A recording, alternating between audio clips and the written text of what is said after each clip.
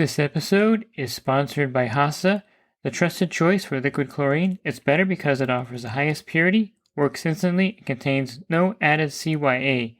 By the bottom feeder, professional-grade battery-powered swimming pool vacuum system, it sucks to clean pools, so cleaning pools sucks less. And by Skimmer, trusted by over 30,000 pool service pros across North America. Skimmer's software helps you save time, grow revenue, and boost your 5-star reviews. Whether you're just starting out or expanding your team, Skimmer's easy-to-use tools and expert support have you covered. Upgrade your business in 2025 with Skimmer. Visit getskimmer.com/poolguy today. The Pool Guy Podcast Show. The Pool Guy Podcast Show. The Pool Guy Podcast Show. Yeah! Hi, and welcome to the Pool Guy Podcast Show. In this episode, I'm going to go over some pool products that have died over the last couple of years, or the last few years. I'll touch on some reasons why they died, and some reasons why you may miss these particular products, I guess. And I'll go over, of course, why products fail in general in the pool service industry. Join my coaching program and take your pool service to the next level. Connect with other pool pros in your area, gain valuable knowledge, and transform your business with personalized one-on-one advice from me. With over 36 years of experience, I'm here to help you succeed like never before. Learn more at poolguycoaching.com. The pool service industry is a specialty industry. If you've ever been to Sherwin-Williams, it's like a paint store. And if you do any painting, you know that Sherwin-Williams is probably one of the best brands of paint. But if you go in there, you'll see little items there that someone's created. There's one that I saw that was really cool where you can put it on your faucet and hang paintbrushes so they dry after you rinse them off. That was pretty nice. Whether that's going to succeed or not just depends on who buys that product in the store. Since this is a specialty market, people are going to be walking in there looking for it. And the same goes for pool products. Now, it doesn't seem like a specialty industry because there's, millions of pools out there. But it really is because there are some well-established products that have years of longevity. All the customers call the cleaners creepy crawlies still because Pentair had dominated everything back in the 90s and everything is a creepy crawly kind of in a way. The Hayward Navigator has been around forever and is still in pools. So the well-established products have an edge over anything that's trying to break into the market. I'll start with failures by redesign. When something is not broken, you don't want to try to fix it. That's kind of like the golden rule of any business. And the product that I really liked and I thought was highly effective was a product that goes onto the skimmer basket and accelerates the speed of the water being pulled in. Now, there's been several attempts at this product. The best one I thought ever made was the Skim Doctor 2.0. Now, the Skim Doctor 1.0 wasn't too bad. It just wasn't highly adjustable. So if you had a 1.5 horsepower or 2 horsepower single speed pump, there would be just too much vortex, or would create too much of a vortex and cause air to get into the pump and cause it to cavitate. And this means that the product actually worked highly effectively. So what the Skim Doctor was supposed to do was to accelerate the water being pulled into the skimmer. It was highly effective. It's kind of like the Hayward, the B37, B38 basket with the float. It's a great way to pull water into the skimmer at a rapid rate and increase the surface skimming. So the Skim Doctor 1.0 wasn't too bad. There was a few things they had to work on.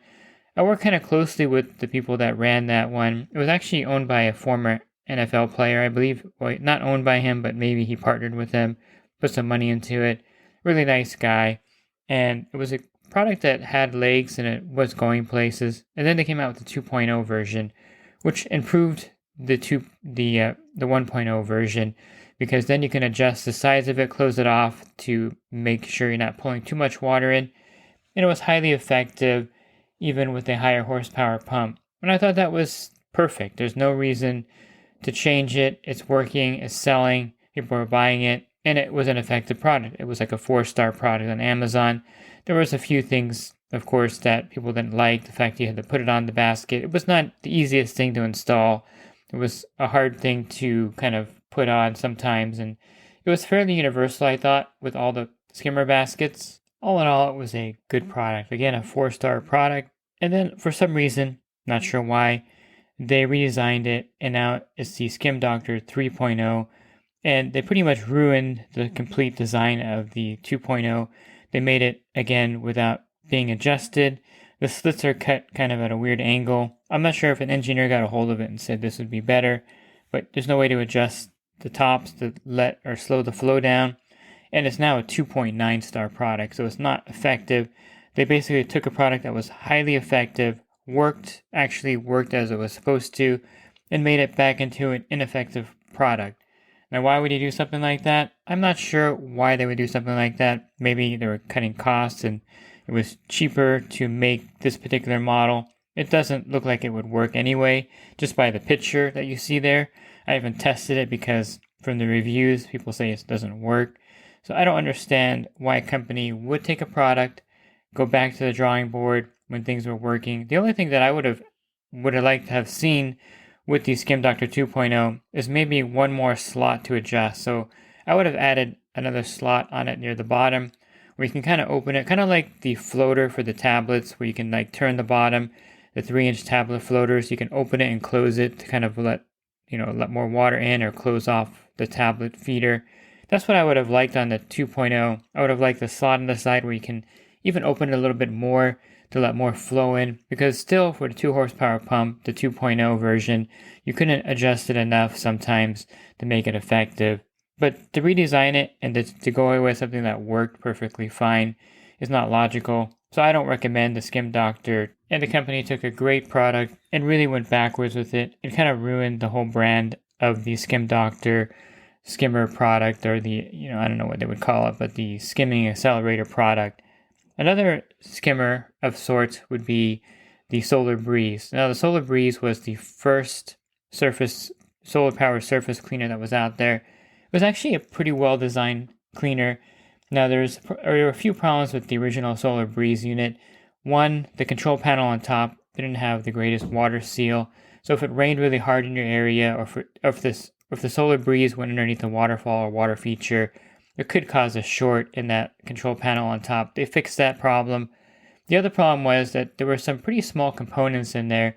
So if you ever took one apart and tried to fix it, there was no way you could fix it yourself. So you have to send the Solar Breeze into the factory. They would readjust it and put new parts in for it. I think at one point they sold like a rebuild kit for like $150, but it was impossible to put in. The parts were just really hard to work with. You had to, be a former Radio Shack employee to actually do anything with it. And then, of course, they discontinued the Solar Breeze, which I really thought was a great product in the form that it was in, and came out with the Aerial. I believe the company was merged or sold to a company called Pivot, and then they came out with the Aerial. Now, there was nothing really wrong with the Aerial itself. Well, there was a few glitches with it. I should state those. One glitch that they had was that sometimes if it was cloudy out for 3 or 4 days, the Aerial wouldn't charge up or wouldn't turn itself back on. You had to go out there and manually reset it. It was kind of a pain. I think they fixed that. That was not a problem after the first generation. I think the biggest problem was it was just ugly. I mean, they changed the color scheme, had like this neon green color scheme that was really off-putting. I mean, if you have a pool that you spent $200,000 on and it's a beautiful blue-colored PebbleTech, and you want something in there to clean the surface, you would not put the Aerial in there. It just was an ugly-looking cleaner, although it was effective. I think the paddle was purple. I think I have one in my backyard. I probably should look at it, see the color scheme. It just was not the greatest design change. I think the Solar Breeze was perfect. If I was advising them, I would have told them to make it gray or make it pure white or something that's going to be attractive to the consumer. And they didn't ask me for my advice, of course. And the company just was going in the wrong direction. It was really expensive too, like $500 for the unit. They were coming from China and they were like super expensive still. And I think the company just didn't pivot correctly when the Beta came on the market. Now, I don't know who chose that name, the Beta. I always think beta, like beta testing, but it was called the Beta, B-E-T-T-A. It was one of the first competitors to the Aerial that hit the market, and it was a lot less expensive. It probably wasn't as well made in the first generations. I can tell you that there were some failures with the propellers, but it was less expensive, and it started cutting into the sales of the Aerial. And then I think they tried to sell the Aerial, their Pivot. I got an email saying they were for sale. If I knew anyone that wanted to buy it, It's just one of those things where it just snowballed out of control and they kept losing money. The unit was too high priced. You had the beta coming out competing, and the beta improved, and they were able to redesign the propellers and fix that. And then at some point, I think over the last 2 years, you have the SMONet. You also have the Apier Surfer. Then you have the BeatBot surface cleaner. There's a couple other ones I'm leaving off here that just kind of flooded the market with these solar power surface cleaners, and the Ariel cannot get its footing. What's kind of ironic is that they also own the Skimbot, which I thought was a superior surface cleaner to the Ariel. And if I was advising the company, I would have scrapped the Ariel completely and put all the funding into the Skimbot. And I really think that the Skimbot was sold to Maytronics because they have one Maytronics Dolphin Skimmer automated solar powered robot skimmer. And I see this for sale on different sites, and it's Maytronics, I think, bought the Skimbot, which again was a much superior design than the Ariel, much better color scheme, and they should have put all their money into that particular product, which they didn't.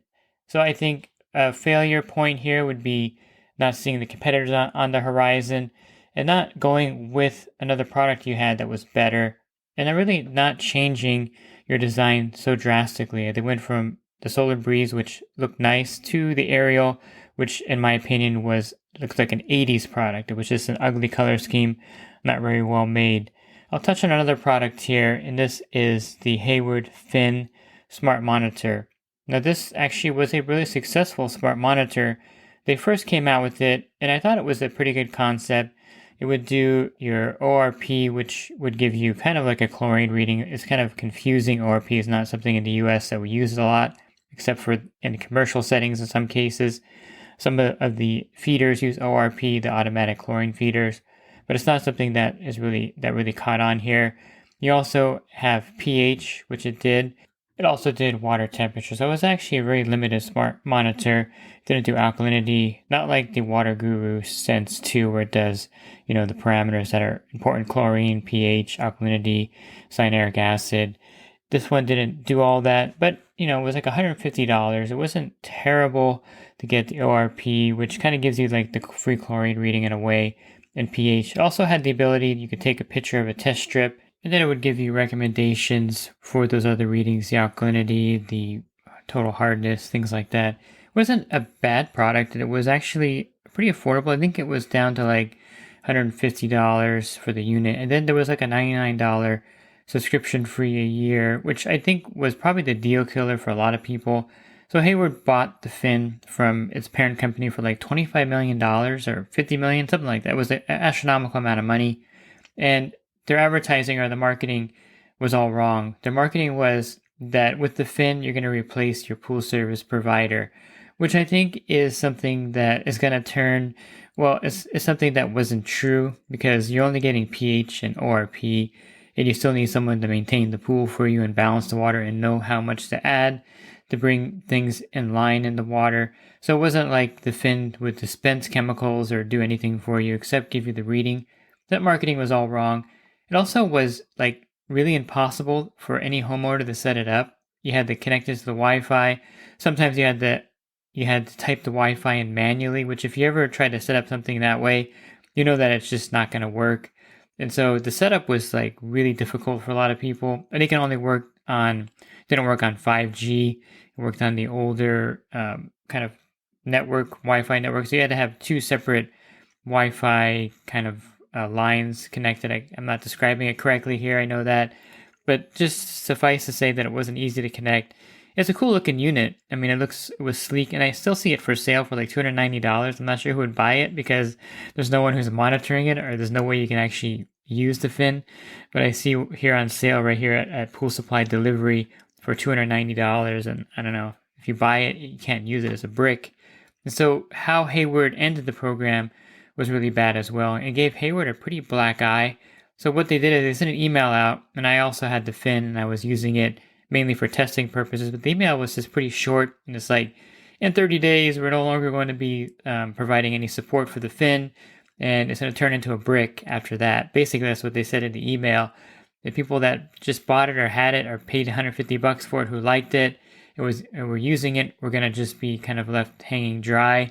There was no refund issued or credit or anything like that. They just kind of stopped servicing the fin, and that was it. So I guess the bottom line here for this product is, number one, if you're going to buy a product, maybe have someone in the board meeting that can tell you, hey, maybe if you're going to buy this, market it as a supplement to pool care, where maybe if you have a pool service provider, they can monitor the pH and the ORP for you, or you can do that yourself. It's going to make it safe to swim all the time. It's going to be a device that's going to help you keep your pool safe. Now, here's another thing that was wrong with the fin. I should touch on this, is that it would give you like alerts when the ORP was out of range, which is all the time because ORP is based a lot on the pH of the pool and it fluctuates. And so you would get these alerts saying the pool is unsafe to swim in, but the ORP was like below 500 or 600 or something weird like that. And when it said the pool was unsafe, people couldn't use their pool, when in reality, the free chlorine level was perfectly fine and safe, just that the pH was high, giving you a low ORP reading. So again, if they asked me and I was in the boardroom, I would have said, let's do some testing with this device to see if it's something that we want to purchase for 25 or 50 million. I can't remember what they paid for it. It was crazy. And see if it's something that our consumers, the Hayward brand, could utilize. I mean, builders might be able to utilize this or put it out there for their customers when they put Hayward equipment in. Who knows if it's going to be applicable? But, if you use the app, you would see the unsafe warnings all the time. You would see that it was not reusable. And it just did 2 readings basically, plus the water temperature. So for the amount of money they paid for it, for what it was used for, it just was not a smart investment. And the way they ended it gave them a black eye. So the lesson here, again, don't buy a product or bring a product into your brand unless it fits your brand. And I think the last lesson here is that people just don't like paying a yearly or monthly subscription for anything. That's kind of old school. It's gone out and it's not something that people like to do. And I think that's a problem. If it can be something that you can sell the customer and then make your money on the reagents, like the Water Guru, that's a great product because you're not paying any subscription fee, but you are buying the cartridges or the cassettes that you use to get the readings. And that's a good way to set up your product so that you're not having anyone pay an annual subscription. It just doesn't work. Now, there's a lot of other products that I didn't get to, and I'll probably touch on them on a follow-up Dead Product podcast. But this gives you some idea that if you are thinking about making a product or if you're looking at a product, of course, get a product that has a legacy. I hate to say it, Hayward Navigator, not a bad cleaner. It's been around forever. You're never going to have problems finding parts for it. They're not going to discontinue it. Those legacy products are important. Anything new may not be around 3 or 4 years from now. So just be aware of that fact and pick your pool products carefully based on, are they going to be sustainable by this company? And am I investing thousands of dollars or hundreds of dollars in this product that's not going to be around in a year? I think that's important. And stick with the legacy brands or those products that have been in the industry for a long time. And again, another reason why it's hard to break in with a new product, because there's been so many products that just have this long legacy in the industry. I mean, the spa wand is still available if you want to use that to clean your spa, but there's a lot better products out there on the market for spa care. If you're looking for other podcasts that I've recorded, you can find those on my website, swimmingpoollearning.com. Just go to the banner, click on the podcast icon, and then there'll be a drop-down menu of close to 1,600 podcasts for you to listen to. And if you're interested in a coaching program that I offer, you can learn more at poolguycoaching.com. Thanks for listening to this podcast. Have a great rest of your week, and God bless. This episode is brought to you by HASA, providing products that deliver clean, healthy water for every aspect of everyday life. The bottom feeder battery-powered vacuum system, portable, powerful, and only weighs 12 pounds. And Skimmer. Get Skimmer, America's #1 pool service software. Podcast listeners can try Skimmer for free at getskimmer.com/poolguy.